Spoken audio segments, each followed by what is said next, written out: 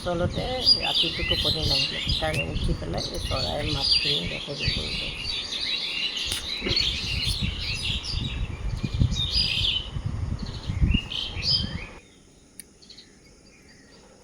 কেইটা বাজিছে এতিয়া? 4:30 হোৱা নাই।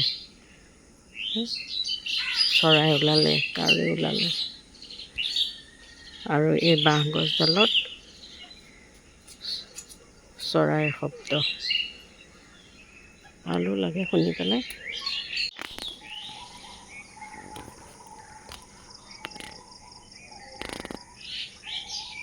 কিমান যে ভাল লাগে ৰাতিপুৱা সময়ত চৰাই।